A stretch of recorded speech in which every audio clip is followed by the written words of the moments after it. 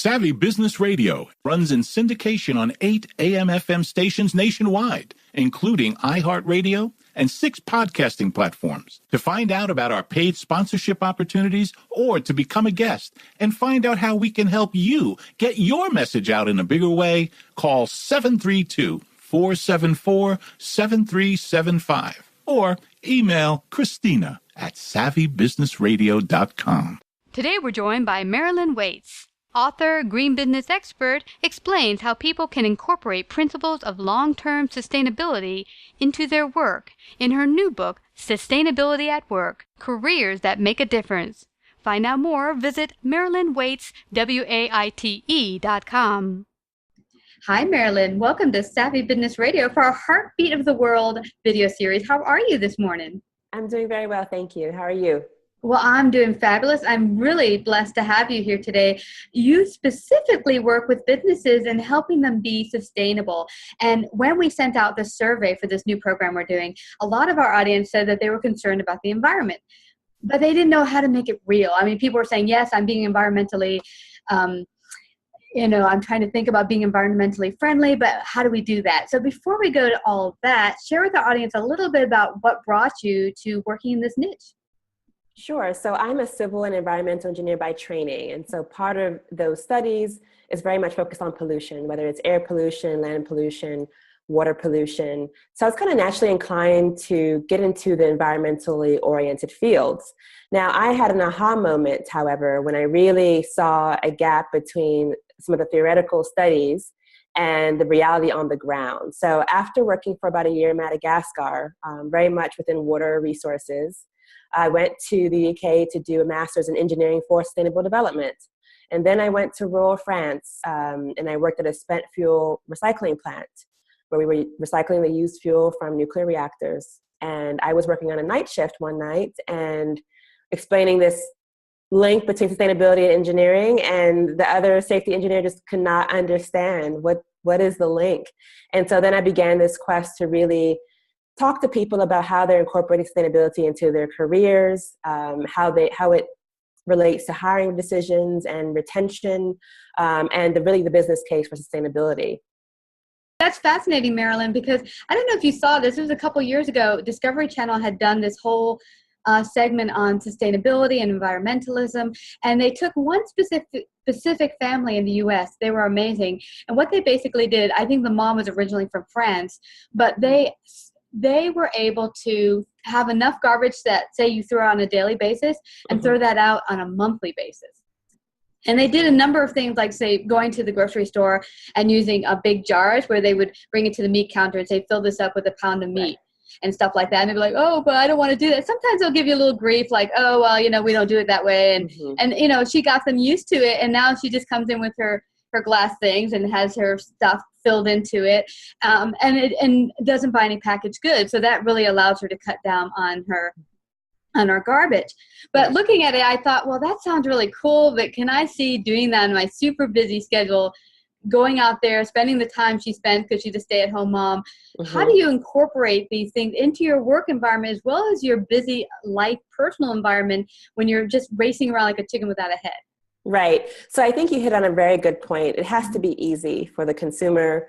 We do live very busy lives. So within the household, I know here in Washington, D.C., there is a company called Compost Cab, and in many other places they have this delivery composting system. So you have a compost bin delivered to your home. You can compost your organic material. So think about your banana peels, leftover pieces of food, anything like that can be composted and then reutilized for the farm as fertilizer. And so they will have a weekly drop off and pick up right at your house or right in front of your apartment building. So it's very convenient, and it's a very low monthly charge. So having more systems like that make it easy for the consumer to be environmentally responsible is key. So composting is one thing, recycling is one thing, ensuring that your house is using the most water and energy efficient appliances is another. Those are very low hanging fruit. Signing up for a CSA in your community. So that's when the local farmers will deliver community it's community agriculture, essentially, CSA. And it's, very much driven by the farming that's happening locally. And you will sign up for a package of vegetables or other produce per week. And that way it's a better deal for the farmer in terms of returns, and it's a better deal for you in terms of making sure you have the healthy food delivered locally. So sometimes there's a local pickup location that's very convenient to you. Other times they can deliver it straight to your door as well. And so things like that are very low-hanging fruit that you can do to incorporate more of these environmentally sustainable practices into your life. Now, we often forget about that when we get to our careers. And so no matter what your career trajectory is, if you are a trained nurse or a trained teacher, you can incorporate these concepts into your work and actually make your organization better and be rewarded for that. So what you're saying is maybe businesses could look at ways they could reward their employees for being green and thinking more green. So yes, there are a couple of ways that this is happening right now. One, certain organizations are hiring chief sustainability officers or VP of sustainability. It's a new job that has been created, just like the social media manager is a new job that has been created recently. And this person has a team often that will be charged with incorporating sustainability throughout the operations of the organization. So that's when the organization truly believes that this framework, what I call the quadruple bottom line, which is society, economy, environment, and future generations, will be incorporated into every aspect of the business so that the business can be viable and can stick around for a long time, which is the ultimate sustainability. So hiring is one way, incorporating these principles in their core business model. And then also incorporating metrics. So we have a saying, what gets measured gets managed. So by incorporating key performance indicators or KPIs or other metrics into one's job is another way that companies and other organizations are ensuring that this is taken seriously. So whether it's we need to reduce our energy and water costs and our waste disposal costs, very much profit equals revenue minus cost. So how can we decrease our costs and improve our revenues? Well, sustainability mindset helps us increase those costs associated with environmental damage and improve revenue either through innovation. So sustainability can be used as an innovation tool to create new products that are more responsible. It can also be used as a retention tool. People care and they want to see their organizations being responsible towards the environment and society, in addition to being financially responsible and financially sustainable. Yeah. So these are some of the ways that organizations are incorporating the concept. Wow, this is really fascinating. And what brings to mind to me, I think everyone cares about being sustainable and helping the environment not destroy itself and us helping it destroy it. But what's interesting, and I recently saw a march or a conference on environmentalism, and afterward there was a lot of garbage, and they kind of highlighted, look how much garbage people threw away, and of course in the way of paper cups and stuff like that. And I thought to myself about me, every day I'm rushing to work, I run and get a coffee on the street, which is in a paper cup with a plastic lid, and then what do you do about that? So that woman I told you about, what was interesting is she said it's more about doing it in small bits. Like when we go to exercise, we're like, we can never lose 50 pounds. It's impossible. We can never get there. But if you think about what are some small steps I can take to be sustainable, not all at once, but in little bits, maybe now I do coffee one week and not another week. So 5 less cups on the street, I guess. And then stuff like that, I pay attention when they're using the kind of cardboardy things, or if they're using styrofoam, which so now a lot of restaurants, because customers are demanding it, are using the paper wrappers and stuff like that instead of styrofoam, which stays in the environment for like ever. Well, we actually banned styrofoam in Washington, D.C. I think we might have done that in New York City too. And you mentioned something about the compost, which was really interesting. In New York City, recently I saw them handing out the city big compost baskets that people could take into their house and then once a week put out their compost stuff. So these are great small measures, but I think for anyone listening in, whether you're a business owner or personal, to think that, okay, I can start with small steps and it doesn't have to be all at once. It can be a bit by bit process. Absolutely. And so you can have your coffee every day. You can just use a reusable cup, a reusable mug. Mm-hmm. Also in office kitchens, having those reusable containers available is a very small, low-hanging fruit as mm-hmm. well. Yeah. And you wrote a wonderful book called Sustainability at Work, Careers That Make a Difference. Now, that last bit, Careers That Make a Difference, what is that book about? Tell me a little bit about it. Sure. So Sustainability at Work is really a guide for mm-hmm. professionals, whether you are still learning at university or you are mid-career or you're retiring. It really is for all stages of one's career and how to incorporate sustainability in that and find both purpose and profit doing that. So it's very practically oriented. There's an overall framework called SURF, which stands for Supply Chain, User Relations, and Future.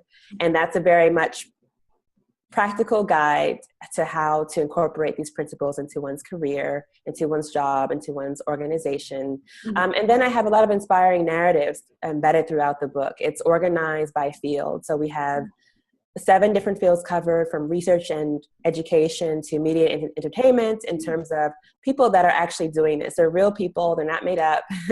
They have their own unique stories, often very inspiring, and it provides those narratives to also have people think about how they too can do this, and how, even like you said, the very small things in your actual job, the work you do, can make a big difference. The idea is that if we all do this, not only in the household, not only when we're shopping for our families, but also in our actual careers where we spend a lot of time on the job, we can actually have a systemic impact. We can actually make much bigger change towards sustainable development. I really love that your book covers a bunch of people's perspective on how they incorporated this, because some people look at it like, I have a mom, she's a single mom of 2 kids, and she's like, there's no way I can even come home and cook. She orders out every night. Mm-hmm. And of course that ordering out comes with a bunch of extra money spent as well as garbage. And I kept telling her, there's ways to buy like really easy stuff to buy at the store that can easily be made quickly. That's not bad for your kid. Right. But it seemed overtaxing and overwhelming when you're not used to it. And I think, like this one guest said last year about the diet thing, it's just doing it in little bits, maybe not all at once. Like my coffee thing, instead of doing it never outside, let's do it part outside and part at home to get used to it. So I really like that you bring that in your book, different perspectives and such. Now, in this society where it's so overly used with consumerism, it's kind of like all the news and all the commercials on TV are like, go out and buy, buy, buy. Mm-hmm. How do you supersede that message? You're getting constantly bombarded with this message to go out there and not be a super consumer. How do you break through that? Well, I think people are now realizing, also through lots of documentaries and media out there, that, what really drives happiness. So I think 70% of Americans are disengaged and dissatisfied with their jobs. You can have a lot of consumerism, but that doesn't necessarily mean that it's bringing you happiness. And a lot of studies have found that, for example, volunteering and giving back and doing something for other people has a better long-term happiness impact than, let's say, going out and buying something like a piece of chocolate. So people are starting to realize that research is now out there showing that actually what we really value is not what we've been doing, and is not consuming. Also, dematerializing consumption is a part of it. So you can have a choice of having an experience. It doesn't involve much materials, or of going out and purchasing something that will have a lot of impacts and waste and things like that. And so, what's going to make you happier? What's going to have that long-term impact? Turns out that experience, those memories, are going to have a better impact and long-lasting happiness than that very short-term purchase.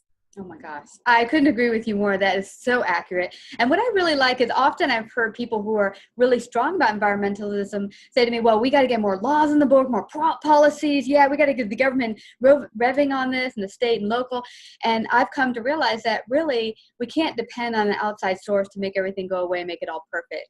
I began to realize over the past couple of years that really it's an individual, each one of us making our own our own differences that are going to make the big change. And because looking outside saying, okay, if we have some more policies and pick up your garbage or use the composting, there are just things that we will feel kind of pushed to do, not really doing of our own heart and soul, and realizing this will better us as people. And you mentioned something else that was important, how people are not satisfied with their life and with their job. And for me, I think what helped me be a little bit more sustainable in my life is really doing what I love, this.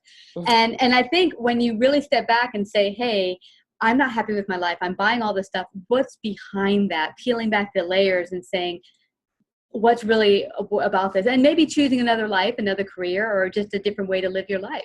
And I think each of us has a role to play in our career. So imagine if every single person that is working is incorporating sustainability, how much impact you could have. So if you are a government worker, if you are in charge of policy, you're making that your number one framework. If you are a teacher, you're ensuring that you incorporate that in your curriculum and in your lessons. If you are an engineer, you are having eco-design be a primary principle regarding your design. No matter what you are doing in society, if you are incorporating those concepts of sustainability, then imagine, as you said, it's not just that one silver bullet. It's not just that policy that's going to make a difference. It is really everyone working together and working in using this lens throughout their work that's going to make the impact. Yeah, that's fabulous. And you mentioned in your book something about SURF framework. Why did you develop it, and what does it mean? So I developed the SURF framework really to fill in the gaps that I saw when organizations and those within them were trying to transform for sustainability. So we often hear about the triple bottom line, society, environment, economy. And when people were taking that lens, I saw that there were a lot of gaps, things that were being overlooked, and actually unintentional consequences that were backfiring. And so I developed the framework to kind of plug in those gaps and to really help people and organizations make transformation for sustainability. So SURF stands for supply chain. The S is supply chain. So that is really understanding and incorporating responsibility. So from fair wages to environmental pollution throughout the supply chain. Whether you're vertically integrated supply chain or not, ensuring that the suppliers to your suppliers of your suppliers are responsible. That's often where the blind spot lies, especially for organizations that have complex supply chains like textiles. So to make a t-shirt, for example, you have a fiber, and then you make a yarn, and then you make the cloth, and then you finally make the t-shirt. And so each step of the way, sometimes there are different companies involved, different supply chains. And so ensuring that each company involved is respecting socially, environmental concepts is extremely critical. So supply chain is one way of looking at that. And it's not just for hardware companies or companies with tangible products. If you're a service-oriented company, you still have a supply chain. You're probably traveling a lot, using a lot of carbon emissions. You likely have a pen and paper and a laptop. And is your laptop TCO certified? Has it been certified, which is a third-party certification for environmental responsibility? I'm ensuring that there's no child labor involved in manufacturing those rare earth metals, for example, and making sure that the manufacturing is closed loop so that there's not this pollution leaching out into the environment. Is your pen, think about it, do you know anything about the pen you're using and that supply chain? So really, at a deep level, getting involved in the supply chain. The U in the SURF framework stands for user, which is short for the end user. So sometimes it's the client or the customer. And so let's say you've done everything you can in your four walls to make sure that this product is sustainable. You have, for example, a beverage in a plastic bottle that is recyclable. Can the person actually recycle the product? Do they have the bin? Is there a process whereby it can be rendered closed loop and recyclable? It's great that you've done all that work, but it's kind of in vain if the end user cannot fully execute on the sustainability strategy. And so there you find a lot of public-private partnerships involved. Take back programs. Best Buy is a good example. They will take back in their brick and mortar stores, batteries and inks of printers and things like that. Have you done not only what you can do in your four walls, but beyond that for the end user, what's needed to have a closed loop? Wow. This is really intriguing to me because I've I've heard stories where there's celebrities who found out later on that their product was being made in third world countries where kids were making their products. Right. And they weren't intending it. I'm sure they didn't go to bed at night and say, I'm so glad kids are making my product. Right. I'm sure they were not thinking that, as when we go and buy our clothes, many of us will just go on a shopping spree and buy like 10,000 shirts or whatever. And do we know where those are coming from? If they're $1 a shirt, well, they certainly probably were not made here in the U.S. because there's not too many people who would work for $1 or less. Right. So it makes you think, yeah, I love those wonderful buys and getting tons of shirts and blankets and whatever for cheap. But to think about where is that cheapness coming? And you talked about sustainability and travel. A guest came on last year, and she's a pilot, and she said we're being hurt so badly because people, the consumer that is, wants cheap tickets. They want to fly for almost nothing. Well, who gets hurt by that? Everyone on the team, everyone who's flying the airplane, the people who are helping you to your seat, all the people who are packing up the bags, all of that gets hurt, and we don't realize that cheap ticket comes at a cost. Absolutely. I think that's a very good point. And even when we book our plane tickets, we often see the different lines about adding insurance, but we very rarely see a line about adding carbon abatement or any other kind of premium that can go onto that ticket to sustainability. So that's a great point. Yeah, absolutely. And you mentioned something else about profit, because you had said in your book, you were mentioning that a lot of companies who think they're being sustainable really on the long run are not. And you mentioned some of the reasons why, because they're not paying attention to the end user, they're not paying attention to their vendors perhaps.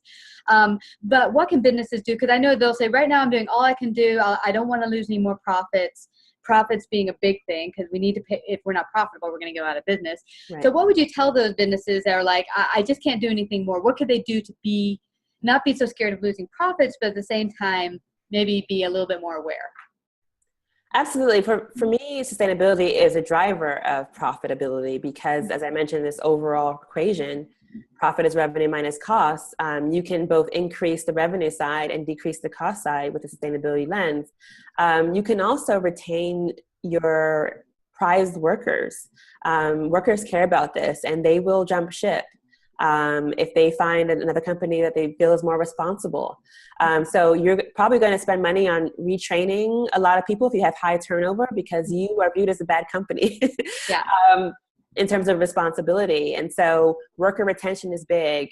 Also brand image. In the 1990s, if you remember, there was a big scandal with Nike. And there's constant scandals, and companies learn the hard way with brand image being worsened by not adhering to responsibility and sustainability.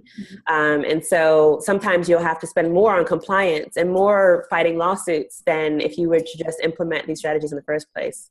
Good point. I love that. And it's true. There's one company I worked with as a consultant several years ago. They were superb with not only the environment, but really being socially responsible in all areas. They were big philanthropists and such. And I wanted to send people their way. I wanted to work for them. And another one of my small business owner friends said he pays attention to where is his supplies coming from. Are they environmentally, no kids are making these. Right. And also they wanted to keep it in-house in the United States. And of course, this brings up the cost. But here's the cool thing, and this is the profit you talked about. When he announces on his page that this is environmentally friendly, everything we use as far as everything to make the product is environmentally friendly as well, it's made in the U.S. He can charge more because people want to pay more because they realize that. So you're right. People are starting to see that it's worth the cost, the high quality, the attention put before it. And this is one thing I realized when my grandma used to talk about how things were made in the U.S. There was a sense of pride and quality, and things weren't just made at super high pace. It was made to last. Right. And I think if we all go back to demanding quality, that's where we're going to get from companies around the world, including here in the U.S.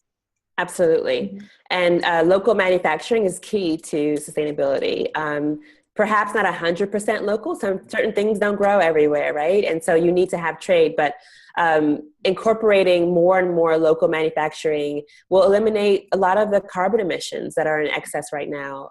So it makes a lot of sense from that perspective to try to have vertically aligned supply chains as close to the consumer as possible. Yeah, and you mentioned that at the beginning of the interview with getting your fruits and vegetables at a CSA. Yes, community-supported agriculture. Great, I'm going to look that up afterwards. Well, I don't want us to leave here without everyone finding out more about you and how they can get your wonderful book, Sustainability at Work. Let them know about that. How to get the book.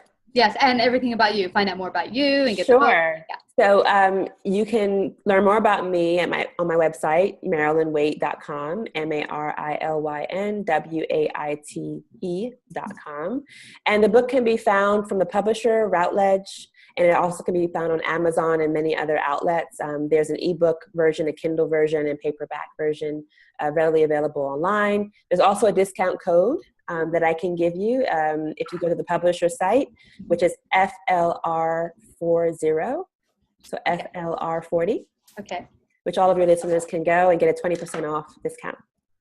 This is fabulous. Well, this has been so wonderful, Marilyn. I'm so grateful you came to join us and share this valuable wisdom today on Savvy Business Radio. Thank you again for coming to Savvy Business Radio.